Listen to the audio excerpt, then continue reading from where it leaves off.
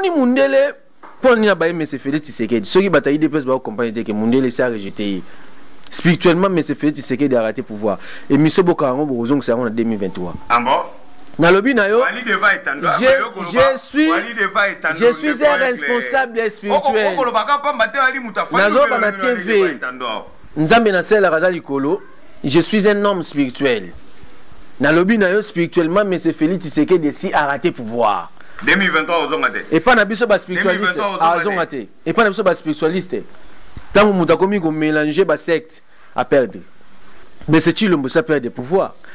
Mundele ataka mutu wana alors tu comportement na yo na gestion yo ko ndima deuxième personnalité ya mboka na biso ya Sambene nani Mesembozo akokoma garçon de course ya président de la République et ce Mundele ko ndima asaka ba chantage net mona ba sankara de kuta ba loba pona ba werason le to na gouvernement mobimba au service d'un individu or que gouvernement est pour au service de la nation. Vous comprenez pas si bateau va me mimboka. Donc ça dit, ce qu'on se défend de M. Chilombo, même si on professeur, le roi professeur Mbata, même si on maillé les nengenini, au kitara niveau. Au moni batutu ba défendre Chilombo na TV, ba kitaka niveau. Parce que vous défendre de loko eza yangoti. Yango biso to lobi boye. Toza na droit ya ko manifester. Ngobila, il faut ça la musala fête Tshisekedi ya ABC. Yobi po nini? Point. Ba menacer na motion na Assemblée provinciale. Ba longolai. Ba menacer Mboso na Assemblée provinciale, na Assemblée nationale. Mbala moko Mboso meeting na Kaluka, Mboso meeting na Changu. Poani na Kaluka, poani Changu parce que ça ba base à Martin Fayulu. Mbala moko gouverneur un peu le rôle ba menacer yepe meeting na Sainte-Thérèse malgré toi taki meeting on na nenga boya nenga mulai po base à me ba seka mpiaka. Ba bala ke belé. Na 10 000 na polo. Te belé te. Kangobila aina ba te belé. Biso mituko ko batande ko Joel. Biso to ba na Changu. Na terrain oyo mais na ache podium na nenga boy. Biso ko to beta podium na nenga boy. Même Félix akosa meeting na Sainte-Thérèse. Mon temps awuti poto azongi. Awuta kinini ya COP 26. Aye. Abing badbayo ya menero. Et puis ba jeune congolais. Moutake poto aye na 500 millions. Ya balaki. Afrique d'ici atini ministre affaires étrangères. Ba ye na 8 milliards point 5 millions de dollars. 8 milliards. Oya biso akei aye na 500 millions bayo ya menero aéroport mpiaka. Ekten sa ko filmer te. Ekten sa ko filmer te mpiaka. Siko bazwa ko ya Martin Fayulu ya suka 100 MLC. Pour babakika tout mimba sala Martin Fayulu. Batba ko lobango bongo babete. Siko to laksaki bango. Koya ya suka ya Martin Fayulu 100 MLC. Sans Mundele Ndundu. Au Monabuka, sont des moutons pleins. Ah, quand c'est le bima likolo. Et puis na bosani na ina lancé message. Na ebisi batate piscopo boy. Na bloc patriotique katumbia kotati. Oh, mais les Congolais, peut-être à Goluka. Tolingi batabilongi mi balete. Bato bazara toujours na tendance aza koto. Batika biso na bloc patriotique nde toza boy. Bayate et puis toza na posa bandaka la tête, on a posa ba gros poisson.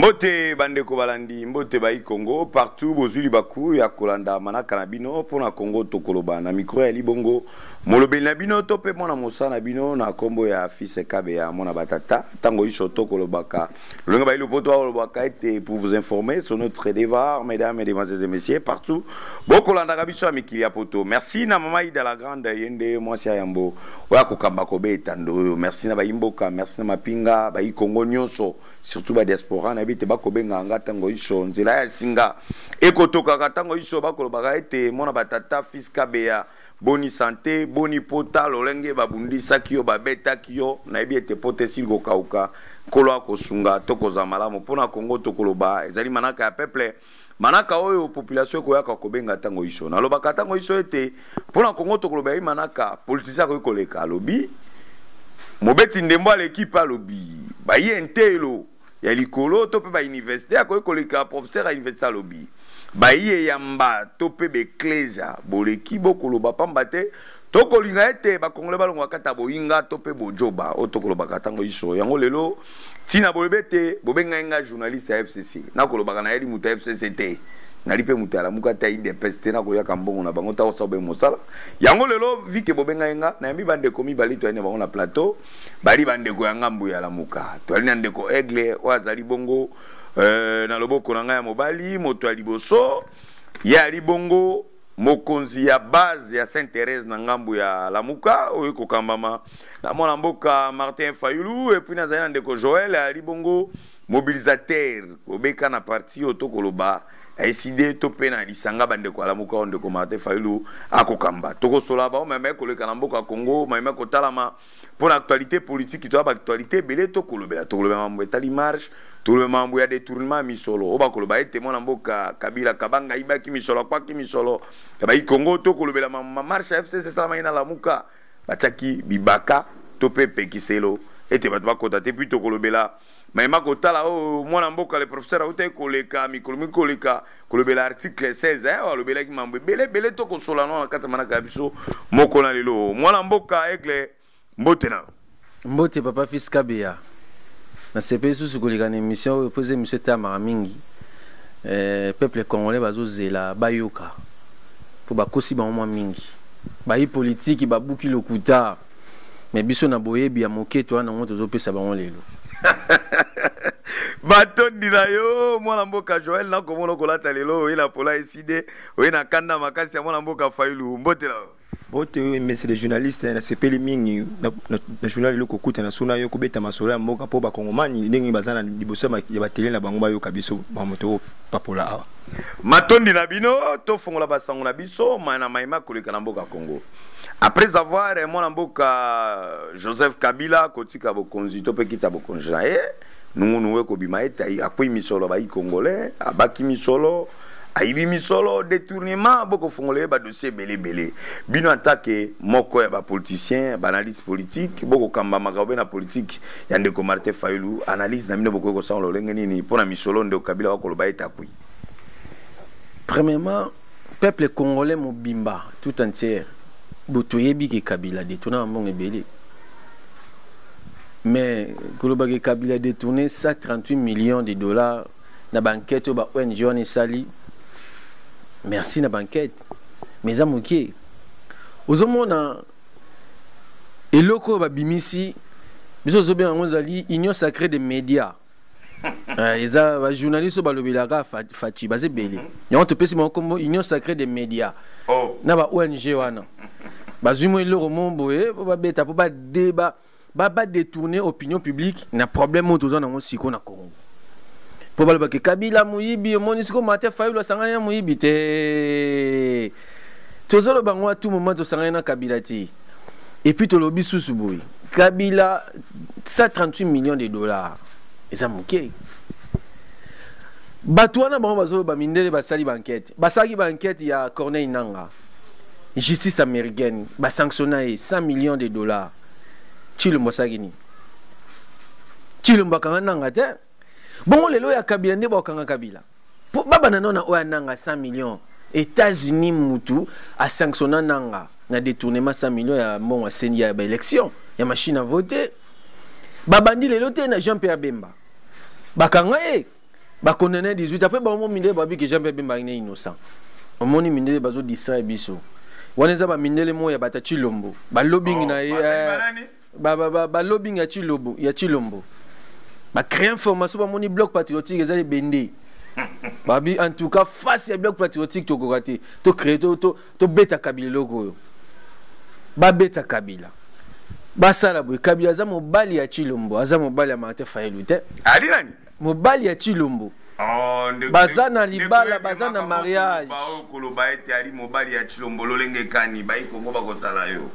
après les élections banani babala naki bisote tozana ba vidéo ba kabun ba kabuya ya Félix Tshisekedi yemoko tout le monde a bona bambola lodge ba kingakati tout le monde a bona bantseli mariage divorce boyoka kiyo union sacrée ça ils a divorce FCC na cacheté union sacrée zo mona neza boka Kagame ouais tout ça ba révélation ils a ilo Kagame union sacrée boti gouvernement ba warrior aux amont anglais Rwanda baloba anglais beta biloko papa mais tango Kagame asali gouvernement na ye abimisi sama lukonde premier ministre Kagame apesi ba ministre ba nommé abi gouvernement za ba warrior bokende siko bo betelanga Congo bo pesanga ba minerai au monte bazu ba minerai or contre salami pampa or et qui ne Rwanda onini 30 maisons onini tout ezana na kati ya programme gouvernement ba warrior ba obeta sous aéroport international de Minembwe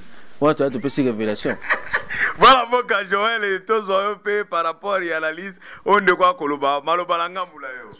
Bon, mais c'est les journalistes, c'est ma campagne. On a payé dans le nom et c'est qui s'est rendu. Si on a vanni, on a eu kaba, ONG wana, ou Miki wana, bazolo ba importe quoi. On est en ligne de courant, il go autour le bas, on est innocent sacré des journalistes, il y a ONG ou il y a point, il y a Monsieur Chilombo.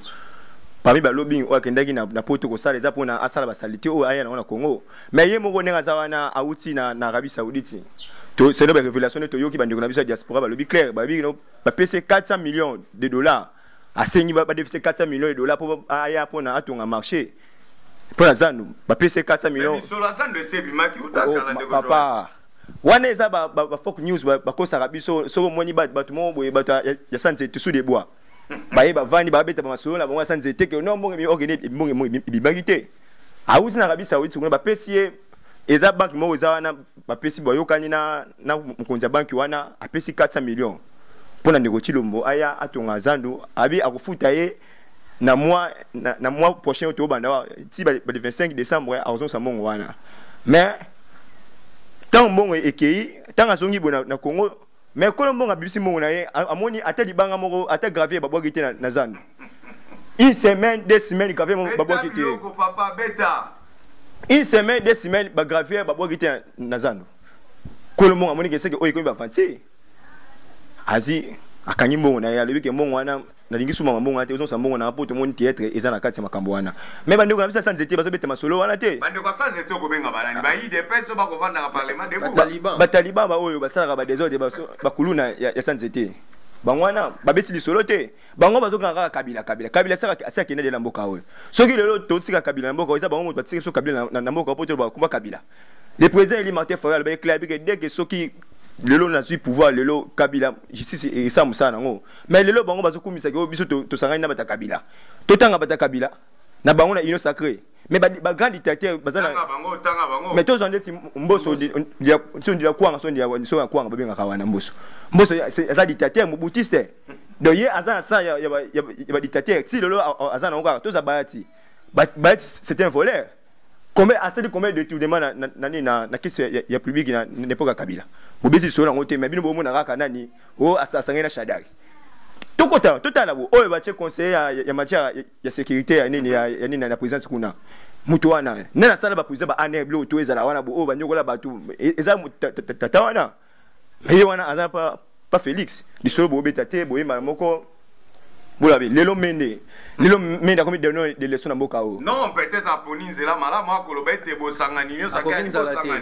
Mende, n'est pas un vinaï à Koranzalate, Toyebi. Mende a toujours n'a pas serré, pas ma chola. Mais Mende a causé 50 mois va couper na marche. Mais Mende a le bac des personnes va couper. A cracher, c'est pas mort, il y a Taliban, il y a IDPS. Mais le lot bataille IDPS va baisser ma boque. Tout va couper na Mende a finga bango, a cracher, c'est bango.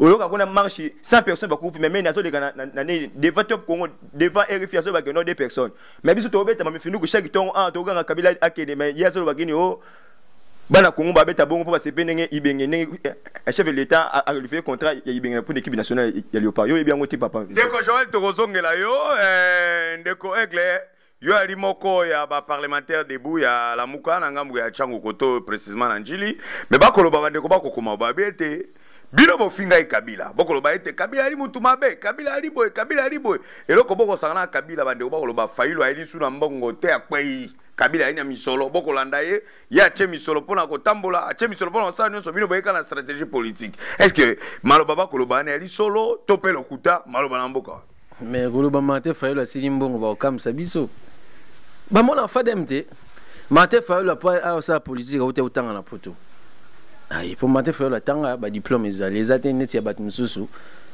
tina ba collège boboto diplôme mona ati mais mate Fayulu atanga wana na nyokoloba wana tena lobi kaka tina collège boboto diplôme mona ati donc mate Fayulu tanga ye ko sa politique azaki mtambo ya mpia kati ti lelo aboya kozala premier ministre na passe Bruno Tshibala bakabilise ba yebiango tala siko proposition ndenge wana ko ma premier ministre okoma na bambongo oyo lelo batanga yo me ya boya na ba PC tapis rouge na l'élection 2018 abia ko trahi peuple ti siko mutu ndenge on moni ba raison zo to landa ya Mate Fayulu intégrité to sangana Kabila te Mate Fayulu ko non bakuta na Kabila te de loin de près atambote na ba pesa na te tant to sali bloc patriotique batata episcopo na ba protestant ba bengi biso parce que ba moni banda Congo ezala Congo makambo zo sama lelo na ezalati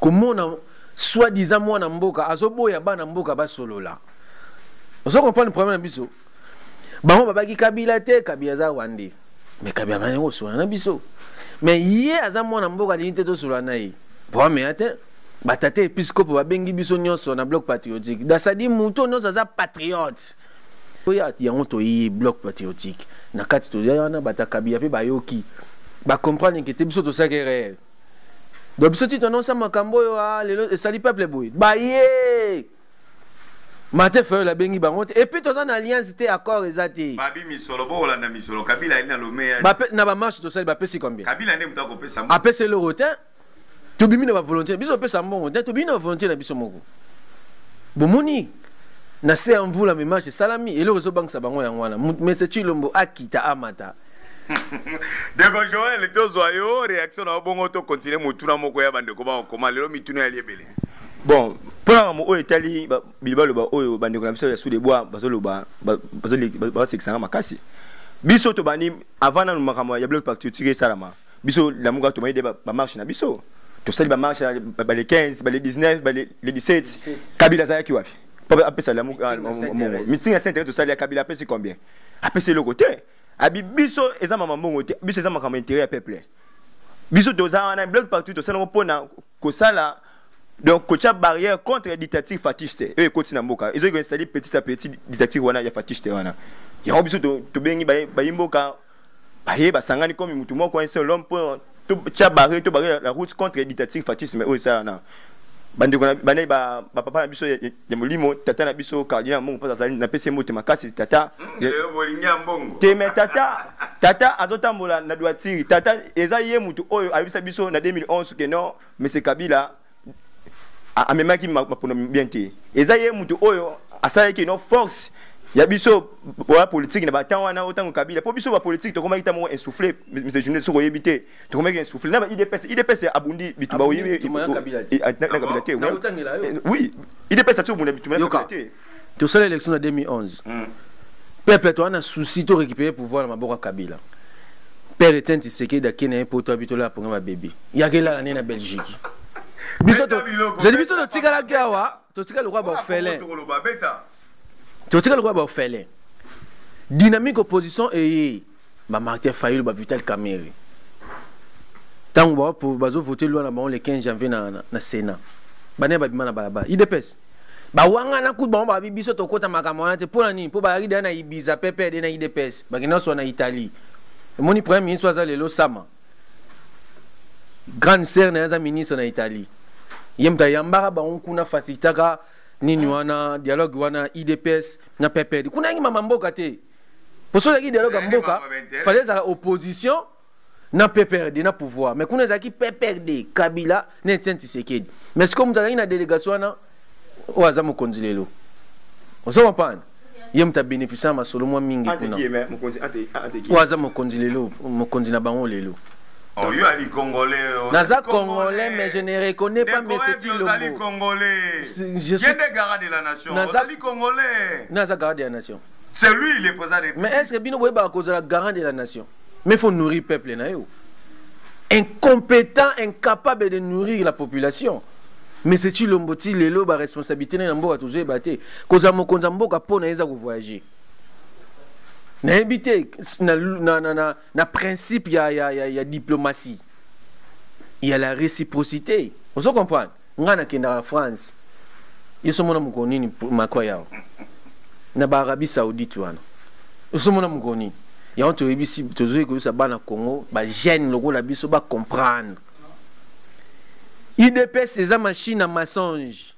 Bazana union sacrée à médias.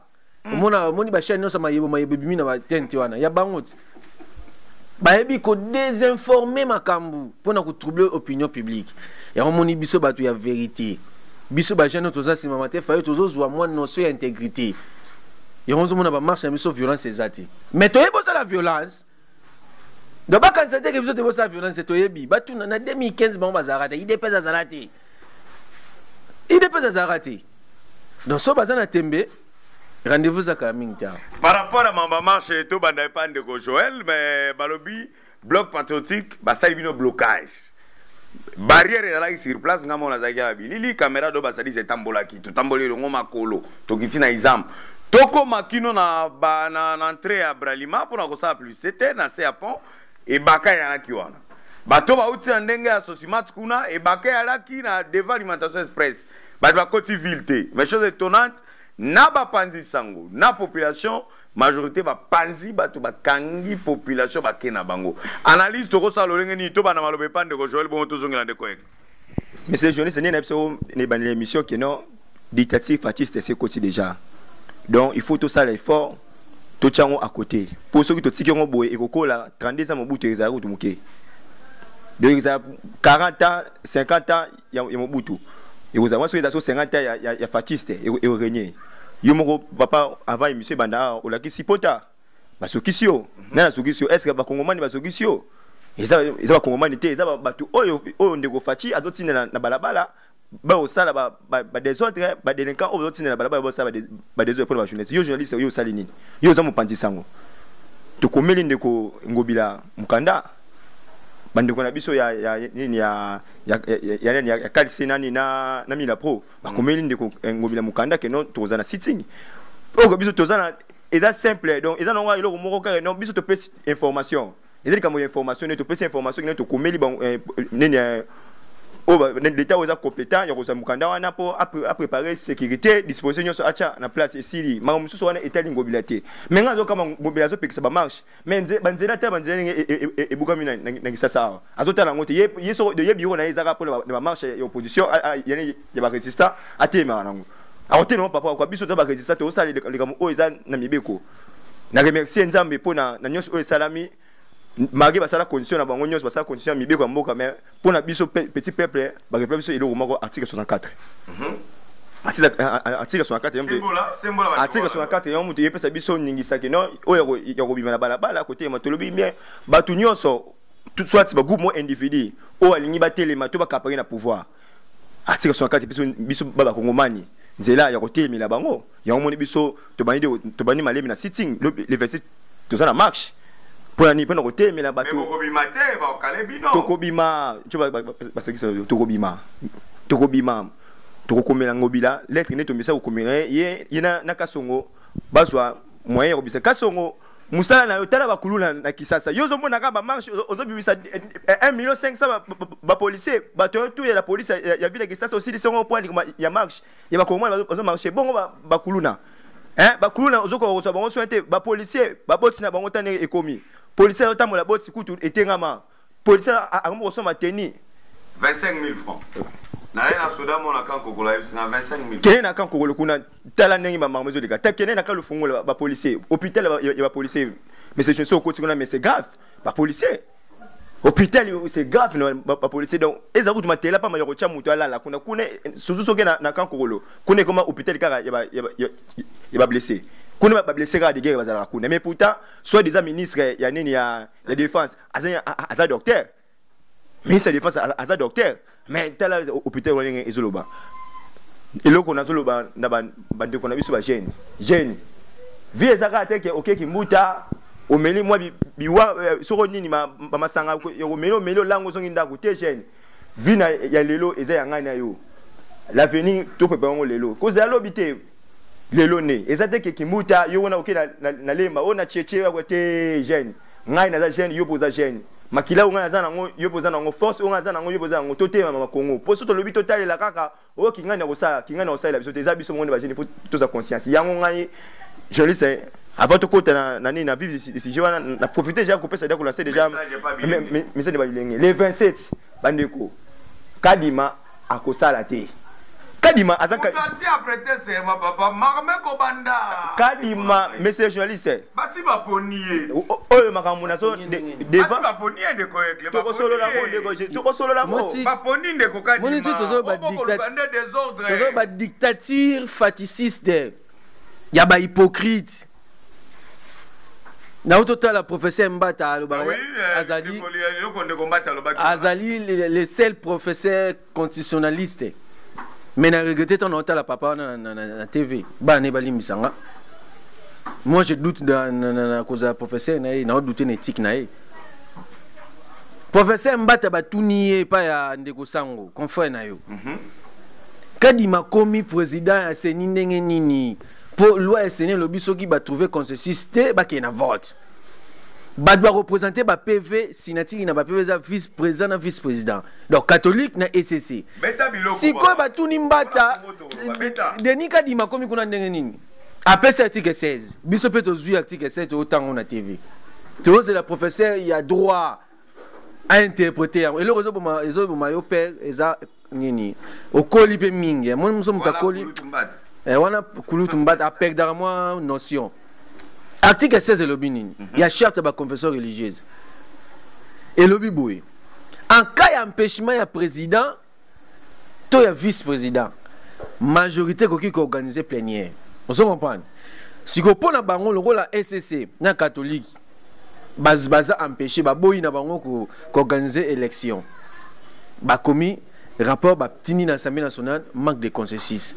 Donc le quoi si confesseur religieuse bon bah ça peut pas confesseur religieuse dit oh le ngoli ba lo ngeni ba confesseur religieuse ba sala nzambe ba sala nzambe dodo kamba yi musala nzambe na absolument moko ngape na musala nzambe nzambe za contre ba hypocrite nzambe za contre borgueil vous comprenez et puis nzambe ni corruption te yo ko yesa ba tata mikolo bomba no la note Béatrice batiki banda kuna bango bala la note Béatrice poani peut-être pour le sambo pour na mboka coucher le sambo ndeni le sambo ba bongisa pour na mboka mboko za mama le sambo nini to sambeliti retraite nini to kotiti ça dit premier nini eza bloc mo ya 6 personnes mo boye bon bakei ba sali nini ba bi ke ba bimisi de Nikadima nya interpréter ka article 16 wana pour ya kansa loko ya sala aza professeur sala doit mutu so ko interpréter okosi article 16 lobby ce qui empêchement ya président vice-président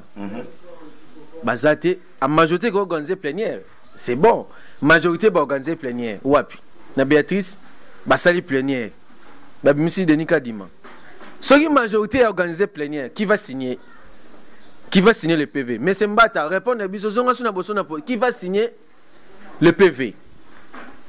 Organe technique, secrétaire général à Zagiti. Bon, bino na signé ba PV qui n'est pas à M. Mbozo. Au moni Mundele, pour n'y avoir M. Félix Tshisekedi. Ceux qui bataillent des peuples, compagnie que Mundele s'est rejeté. Spirituellement, M. Félix Tshisekedi a raté pouvoir. Et M. Bokarango, Borozong, c'est en 2023. Ah bon? Dans le binayo, je suis un responsable spirituel.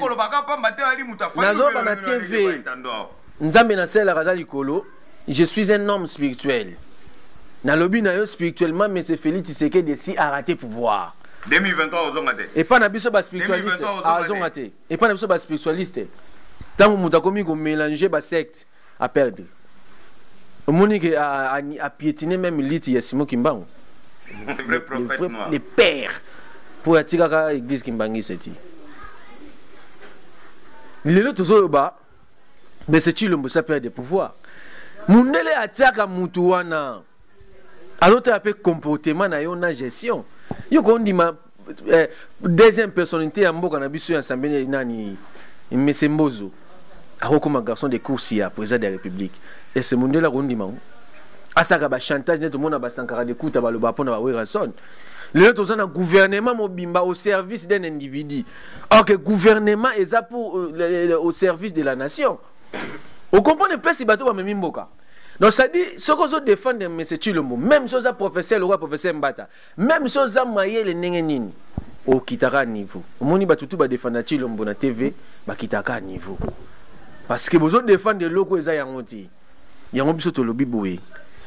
Toza na droit ya ko manifester. Ngobila, il faut ça la musala fait Tshisekedi ya ABC. Yobi po nini? Point. Ba menacer na motion na l'Assemblée provinciale. Ba longola yi.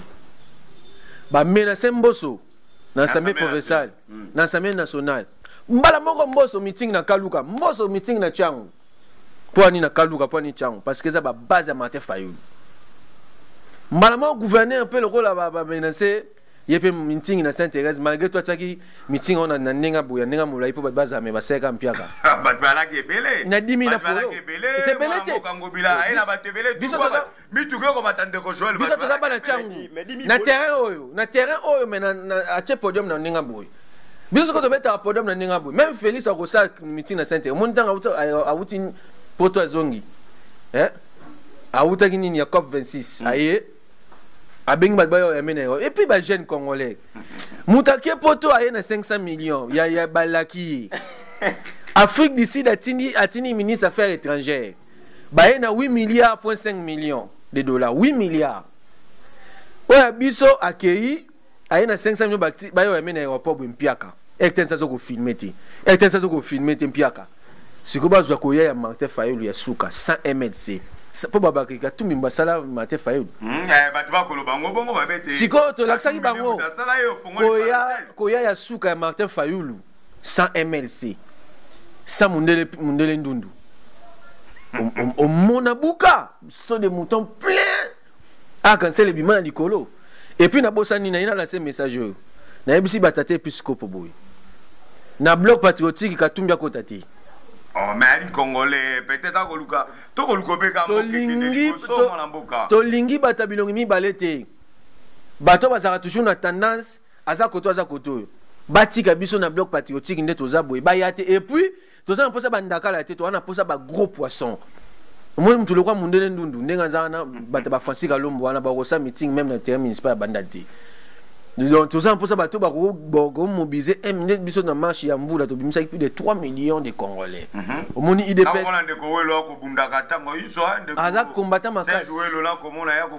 Sergio la abeta nani Kagame sapato. Nani Bokilo ya Félix Tshisekedi Kagame parce que Félix Tshisekedi il travaille pour Kagame, c'est un serviteur de Kagame. En tout cas, faut le la vérité. Au moment accord au Tobané Golobake, accord à Kabila, na Félix, tes accords à Kabila, na Félix. Martin Fayulu le temps que politique à Golo Babongoti. Et ça accord les Américains et les Français, les États-Unis et la France.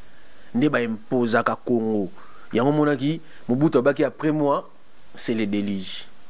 Kabila pecte envoyé à mon accord ou à habité. Ou les accords à Gobamamboka. À Baloliba, à Longoli, à Moni qui n'a changu to Boma Rwandais. Si quand on va comprendre que oh baba patria ba longba bomeni biso musée ba bazui nani Kabila batie Kabila fils batie wana ba manipuler yepe na suka moni gete a bloquer ba longoli ba qu'est-ce que kozwa o yaza lelo omoni ndenge Rwanda abimaki na mapona mi bazui il était le président élu parce que Fayulu Maponomi Maponomi o ya 2006 tout le monde ba PV. Oui. Maponomi o to ganga ki na 2011 a papa Tshisekedi tout le monde ba PV. Bon, ma pour nominer. Tu vois que la réaction de Joël, réaction par rapport à Maïde Koloba. Il y a un compte de Colombie, biso to le clair. Mais 2006, bande Gongana, to Zaina Moka, to Mona, Iba Peve, Nicola Biso Nani, Malumalu, et reste mémoire, Nenga Kufa, Zama Benda, Molimone, Pimana, qui est pas à l'Ibé. Tout le monde a clair, Molman, la télé, malgré Bachar combat, Izalaki Wana, mais. Les fils qui Molman, Azaki n'a pas pouvoir, il y a autant à bureau par bureau. Elle a pas pu venir, tout le monde a dit non, Magé, Ezaki, mais Malmalou, Asaï Moussala, il y a autant à bureau par bureau. Il y a bureau. Tu es sur la 2011, Nani Mulunda. Asali Magé, Aza Nini, Moutoya Kabi. 2019, Tangi Navango. Mais 2018, si le négocier, et la moitié n'a pas à battre à reposer les et maman. Mais tu habites maman, maman, il y a Félix. Moi, non, à Ghana, élection n'a pas venu. Maman, non, écoute, à habiter. Maman, il y a Tilo, c'est la moi, la position, mais baraté, moi, elle aime bien pour ça. Tilo est baraté. Et dans la classe, journaliste, mais c'est journaliste, dans la classe, sur le lot, au suite. Fallait aller là. Abi bon, bino bi c'est ngana suite na Napoli. Abi élection ezo na 2023. Boy bisa ngambo ngani o ngana na ko comme ça na banda ko na banda la élection ni pour gagner na mboka wana pona meka ko kwa c'est population wana. Ezate. Ba ngba nini elo ngana ba babo ko pesa ngo. Siko yisa ngama to fallait au banda ni campagne na yi. Ah ba ni pour habiter place ni oya azwa quitter parce que azwa habiter. Mais ti lo monenga za wana. Donc ayebike na fi na ani ona kabila.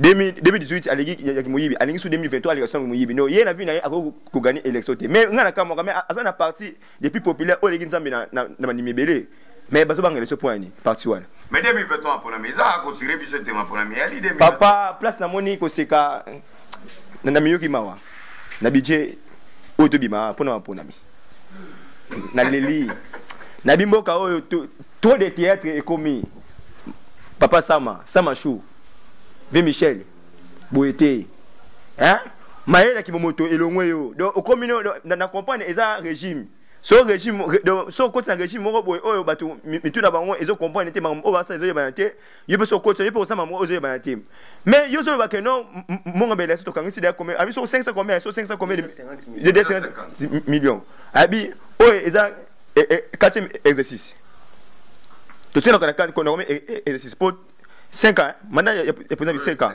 Premier exercice, c'est combien? Deuxième exercice, c'est combien?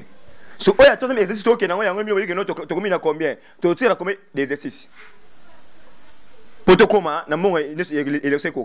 pour chaque année, chaque année, le gouvernement et le budget, il faut payer ça.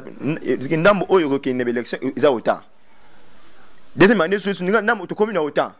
Deuxième année, tu as 5 ans, 4 ans, 5 ans, tu as 7 ans, tu as vu que non, les élections, tu as vu que tu as combien. Mais depuis l'exercice sur les pour la première fois, il y a exercice, il bosse en ODS, c'est un si tu commences à budget, il y a l'élection. Tu commences à Maton di lomo na mboka to koma na suka manaka ndeko do basesa osabiso be sin motuna suka bandeko ba okoma balobi ete bwali moko ya ngambo ya lamuka boko lia kambongo wa failu wane ebani mndeko egla ali bongo président wa basiste nyonso to pe ba parlementaire debout ya lamuka ya changu précisément na njili yo ali mobilisateur a monene oko benga batu batambola marche pe failu ko tambola kate ya bateme ndako bilenge bakufa biso wa journaliste ba betaka ye obena ndako motuna ba kombo abi critique ni boko ko sala pour la mona mboka Martin Fayulu ali bongo président ngam na bino to banana de ko ek le bongo to suksande ko joie critique dans ça là et puis président Martin Fayulu litoi a bien que ça biso ba jeune na fadem ezaki journée j'ai dit toyo ayoka biso nini photo sala malheureusement président Martin Fayulu bisiko zali et loko salamaki jiwana biso to sepele na moti bag makambo falo yoka yango to yokaki Serge Welo azo pona batu Fabrice leka Kingandi leka te moni biso to ba patriote donc so be ma beza na ndaku photo beta Serge Welo azo pona batu Fabrice Kingandi donc ça dit groupe de camarades et loko zo bo mabiso na ba manifestation il faut te paralyser Congo dictateur oyo alinko yoka bana mboka ti ba marche pacifique c'est bon mais il faut la ville morte. Dans la ville morte, le gouvernement ne gagne rien. Il de ville côté l'autre. Bon, on perd. Il y a un moment où c'est comme ça dans la TV, les trains à marche, dans le langage kabili. Martin Fayulu m'a dit, le secrétaire général de notre parti politique, secrétaire des professeurs Devos Kitoko. Devos, ouais. Abimisaka ba moyen ya transport, ya ba militaire ba résistant kaka na butu ya veille ya lobby ya activité. Et ça défaut. Et ça maman a défaut. Yango et ça là que makame que ninge vrai que neti. Alors, tout ça na posa mambo na te. Nous voulons tout ça ba guerrier no moni biso ba warrior ko leka Michel. Tout ça ba guerrier ko leka ba mboso biso to ba guerrier. Non na mise autant en net ba les 27 ans soki pena to soli kitoko mona ke to paralyser na biso. Mais CG to éviter pourquoi ozo fragiliser ba manifestation na biso. Soki ba ko loba no tenga na aigle na lobaka. Boyebinga na lobaka on a yebisi OK. Administration na yo ezaki to côté donc olia ina ndeko Serge welo na yebite ke bazolia welo azopona groupe de camarades oh ya yebi OK tant ozo sala makampu la nation ils appellent Fabrice oyebi mundu mona ngingi te welo ba combattant bazali oyebi bangonti donc Devos Kitoko le professeur CJ respect bongisa papa kopesa ka bat bambongo na veille. Bah résistant baza bana ndaku na yoti. Il y a transport. Pour net par exemple ya kolongwa changu pour beaucoup m'appeler du peuple. Faut que m'attendre à transport. Moi 1000 francs et comme sorti na nini pour tout ça la place de retrouvailles. Toi non ça on a IDPS. Ngaba na uta IDPS. Donc ezali ndenge makambe sala maka. Mais en tout cas Martin Fayulu côté wana yangoti. Et ça m'a bien dit. Et là, on a encore critiqué Mouké na parti de mais pour le président élu Martin Fayulu, l'homme intègre. Oh, Simon Kimbangwa lobby, Sika Zala lobby, ceux qui m'ont mobile Azaka Banaka na Congo, mais Congo c'est comment span. Mais malgré tout, Moutoua la Kibiso, je vais faire le Congo, le span d'Afrique, à commissionner Rwanda, span d'Afrique. Donc, je vois les réactions un peu critiques. Na mon amboka Martin Fayulu ali bongo mokamba iside bongo to kabwana moi liloba na ngamula. Bon, point liloba suka onga na loba na osenga bande ko na biso ba kontina ngai surtout ya parti ba ko arranger parti pour bitumba o to bandi eza so bitumba ya fantirité. Ceux qui place là qui comment qui place mo des camarades to ni place des camarades ekufa. Oyo komi bitumba balabala. Oyo c'est juste ça oyo komi sko ipaka. Donc il faut serrer votre ceinture. Pour bon, on va dire des trains à marche. Il faut bloquer le train. Il y a des trains qui décoller pour le kangango. Moi, na frein nango nani machiniste a kanga frein ah mais pour passer train et hôtel moi na hérité mati moi na dokolo. Et télémi. Mais ce que pour na kanga frein et comme a dokolo té. Yango biso bitumba tiens bitumba on a vu ça les 27 on a route mais route toi beaucoup fa pamba ma ya moto ya linantela pas la route moni ma ya moto bako beta ba journaliste bongo bino de batala mais c'est joli c'est na biso boy nga uta moni ngobila route inti to komelora pona oyeba mais komelé sous te komaki da nyoso wana ici déjà yo ngobila yo na ka songo boyo kana boyeba ndenge boko sala pona bo cadre ba manifestant tout à ndenge moko ya dispute manifester c'est o etrene makambo wana mais ngobila o eza yumite ngobila ozo rêver hein obike azana na programme ti lelo na nani na libana moko na ya yumiti lelo mais ani goyoka te et c'est là tu ani goyoka te d'ailleurs azana po babinga numéro 4 ya Félix Tshisekedi na mabe il y a des façades Tshisekedi na mabe masani na Belgique mtana sombe ba oh ya uta na ngamba Kabila ali muta Kabila avant comme gouverneur na Belgique on pas ba Pochilombo abana oli mbongo salaire moi sinaiti moi sinaiti ya sala kaza azaka filmer lira na ngobila moi Kabila moi lo ya moni récompense mais tu sais ngobila boy mais c'est le gouverneur aux en moi confusion na matière information. Constitution article 26 et puis bisono sur liberté il y a pour manifester. Mais tout commis. Et le bien bisoté qu'il faut dans la personnalité juridique. N'enga zo le baké Mila Pro n'a qu'à cesser bana personnalité juridique. Bon autant FC Saga marche pour ko soutenir ba institution. FCC na personnalité juridique. Tant aux agis na rassemblement acquis au changement. Il y a papa Etienne Tshisekedi. Et tout ça qui n'a Félix président na ndenga ya Magui. Il n'a yo tous agis na personnalité juridique. Donc Ngobila wanza de injonction Félix ba bimate et puis bazana ilo mo ba sa net ba interdit ba ba manifestation publique tina 2023 en tout cas on a place qu'on comprendre Félix place qu'on comprendre que Kinshasa eza kasaïté mais ngape to kito so ngape na comprendre ndeko ngoika sanji ne kasa yo pe komi mutu yo pe okopi ko bunela peuple na mais o mboka mboka ba théâtre so kasanji yo pe na hôtel pe na devant kasanji ni ngaza wana eloko o na ni fetiki tuna ngezani nini iza mamanda kuna yena na mokia ah ba protéger ba poser ndako na mokia comment les la mve mokia tebisa ki kolanda type batali metete ve mokia alandi batali metete quoi vie mokia zo zwango azo 12 Veo anataka katika na ngambo ya ino sacré ino sacré to kabala video etando ba osala deja ngoka nebete to kozongela bandeko mikolo ko ya to zongela bandeko na yamba bino après marche le 28 yamba bino